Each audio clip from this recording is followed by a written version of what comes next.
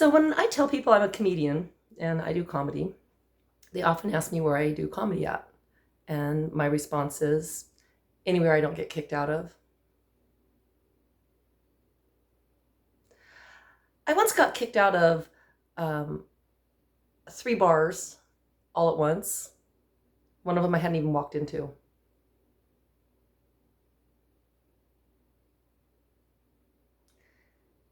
And then I got kicked out of another bar because I had an asshole latched onto me, and he was drunk and disorderly. And then I call that day Suicide Sunday. I had had enough of people threatening suicide and having meltdowns that day. Not me, other people. And it was kind of like my turn.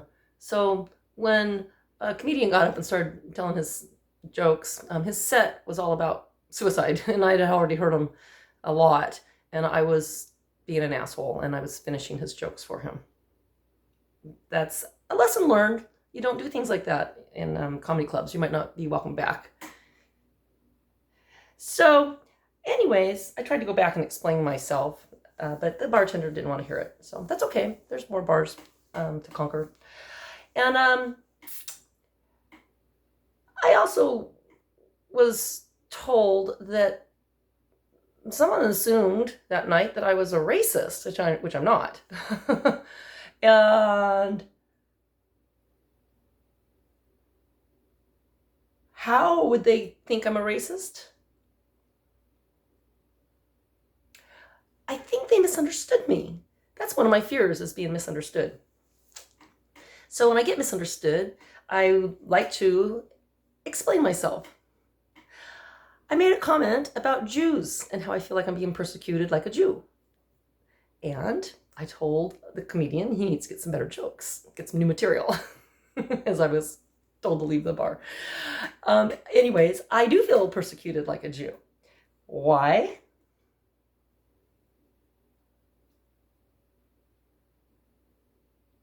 I was raised to be unorthodox Jewish in the Old Testament.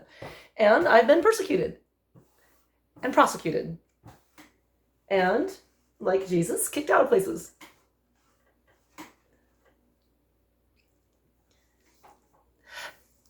I could diagnose Jesus. Jesus was obviously a little narcissistic and had lofty thoughts of grandiosity, and was possibly schizophrenic and autistic. And he was kind of like a couch surfer hippie that hung around with his friends, gallivanted around, hung out on hillsides, and talked about things that were controversial.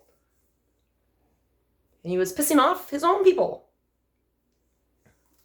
So they decided to scapegoat him. And I've been scapegoated. I piss off my own people. They're called my family members.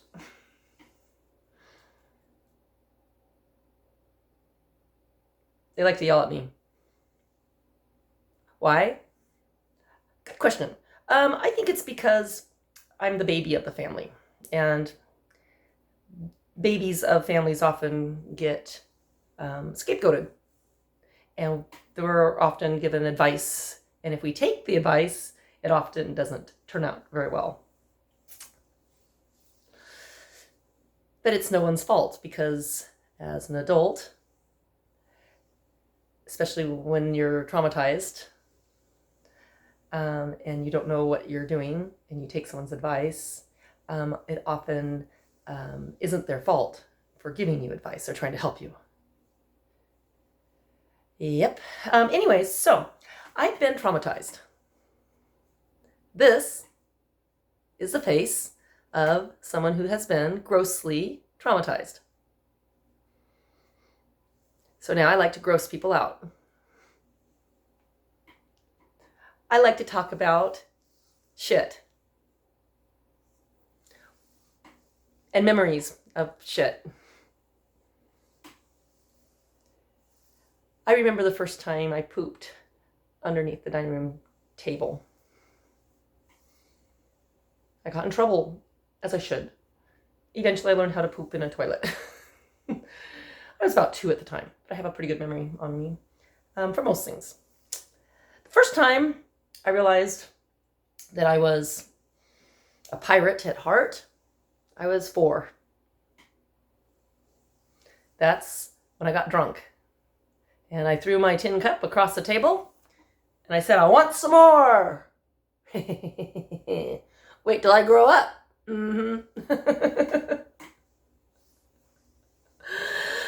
They say in AA that 1 drink is not enough, or is too much, and 2 drinks is too many. Or 1 drink is too much, and 20 drinks is not enough. The whole bottle. Yes, I've gone through an entire bottle of wine before in an evening. I have. It didn't change anything. It never does. I could drink myself to death and it will not change my first husband. Or my traumatized past. My first husband told me he used to like to get me drunk. And then he turned around and told me I was cheating on him with alcohol. That was his comeback when I told him that, I discovered he was cheating on me with Amber. Now I have Amber alerts. My daughter told me that women like me shouldn't have children. Wow, that wasn't nice. I wish she would have told me that before I had any kids. It would have saved me a lot of diapers.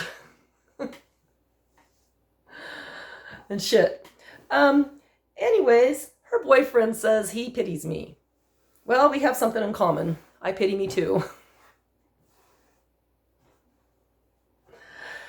I think sometimes when I think about the romance of drinking a glass of wine, it makes the world look prettier, like I'm looking through rose-colored glasses. If I look at the world through rose-colored glasses, everything looks kind of like I'm looking through a pink cloud. It's got a little pink cloud to it. The sky looks pink. Anyways, alcohol is a legal toxin. Surprise, it's legal. It is illegal to drive intoxicated. I can drive completely sober and still feel intoxicated. Why? Because that's what trauma does. Is it kind of, being terrorized kind of gives you this exciting feeling like you're in love with life, because you feel like any minute you're gonna die.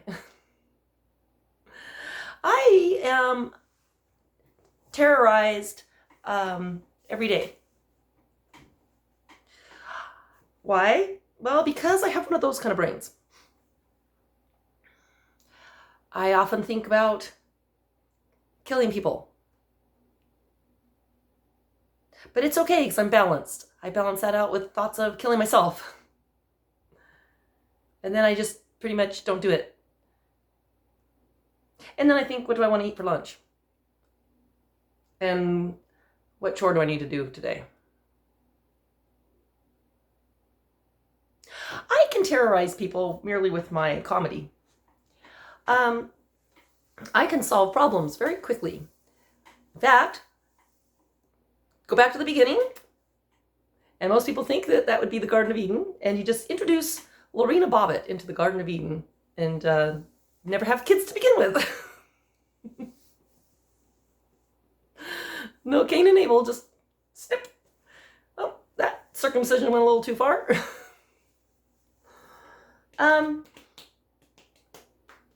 My other daughter thinks I'm batshit crazy. She said that to me once. And 2 days later, I opened up my front door and there was a dead bat on the porch right in front of me. And I thought, oh, okay, well, God's confirming it.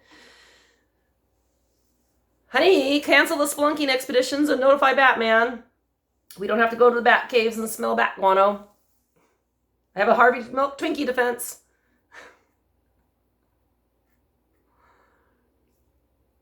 There's worse things to be in this world than batshit crazy. I don't know what they are, but there is. You can be batshit crazy and be stuck in an insane asylum. Or in a prison cell. In solitary confinement. I'm in solitary confinement. My house looks like an insane asylum. I have lots of activities.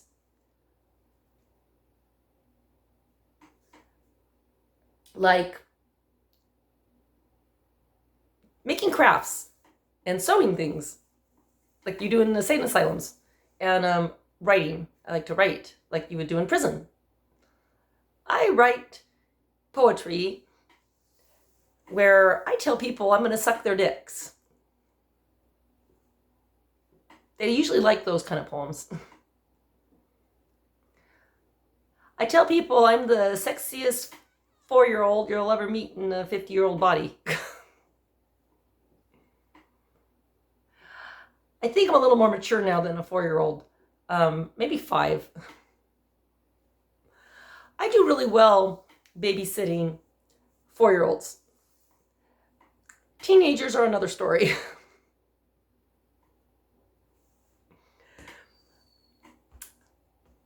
Teenagers like to lock me out on the roof and scream at me too.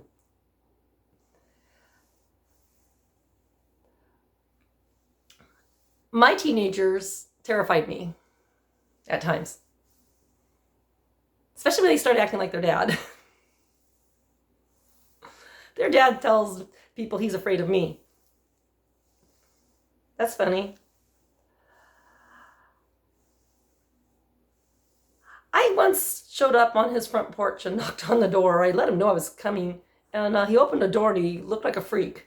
I think he didn't expect to see me, and he stood there, and I just wanted to deliver a birthday present to our daughter, and he stood there and looked like he thought I was going to try and kill him or something.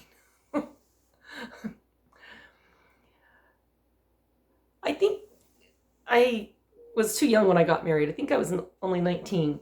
That's young. And I think I was well matched if I had wanted to become a criminal.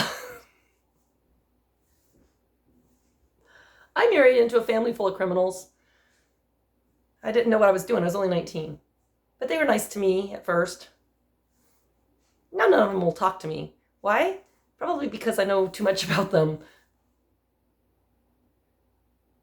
And I'm not afraid to talk about it anymore. My mother-in-law came from England with an attitude. She used to be nice to me, and now she won't talk to me.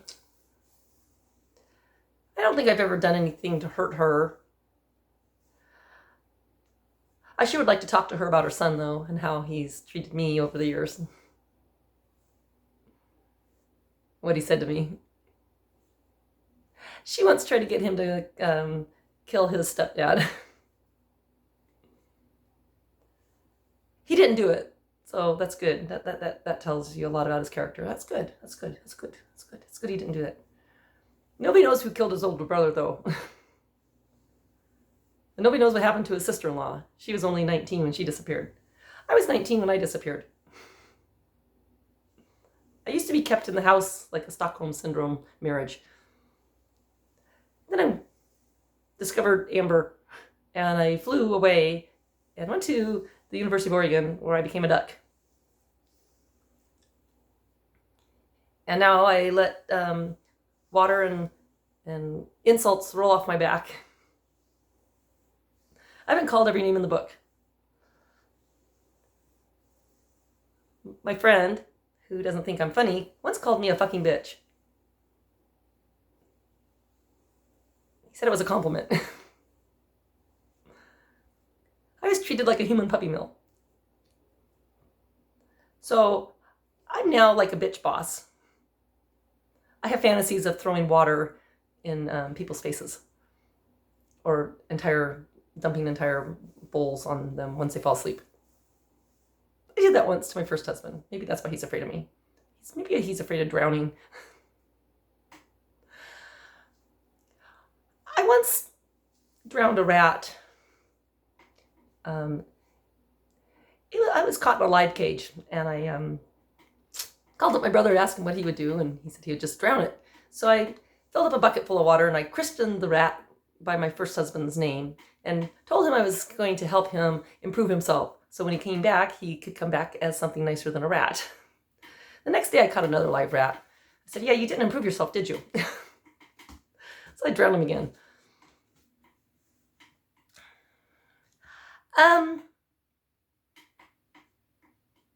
I like the name Bob. It's a very common name. Bibbidi bobbidi boo. Bob's a nice name. And I like the name Rob. It has a double meaning. You can be called Rob, or you can rob.